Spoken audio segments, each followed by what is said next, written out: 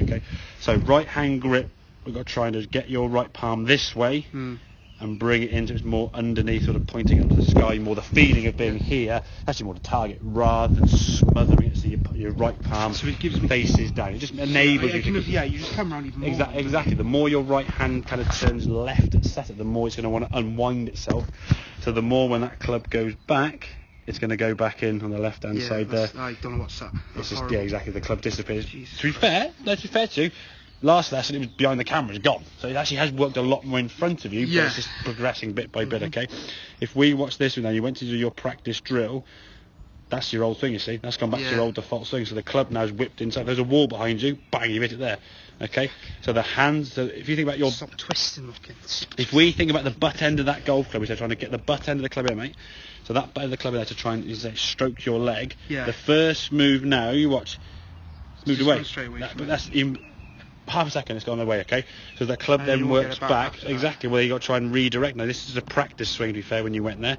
Then when you got to the golf ball, okay, it wasn't as bad. That's the better move. That's much better, see? That there is much better. The club now is on line with your toes. That's good. Yeah. Top of the backswing. I can see half your logo badge, okay? Well, you look at this one. Yeah, okay. It's coming down. So it will be, mate. Exactly. It's a slow, not not always a slow process, but some people it's taking a bit longer because that move is so ingrained, and it's a time. And the thing is, as you said, and it's not a criticism to you because obviously workers have it's difficult and stuff. You've had limited time to practice, okay? So the more time we can spend getting this to become muscle memory, the better it's going to be. The way to think of it, if I said to you, okay, you play on the PlayStation or Xbox, yeah?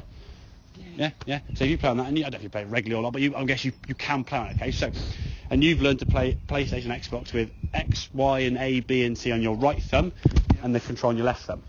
If they said to you, okay, right, in 6 months' time, you're going to switch them around and play, the thumbstick is going to be the right-hand side, and the button press is going to be the left-hand thumb. The first game you play, you'd be 90, and the second game you'd be a bit better, and the third game you'd still be a bit poor, but it just takes time.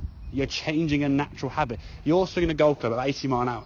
It's instinct. You can't think about too much. Hence why I say exactly. The more we can kind of get this feeling of the hands working in, so that just happens without thinking. When you swing a golf club at the moment without thinking, it defaults back to that.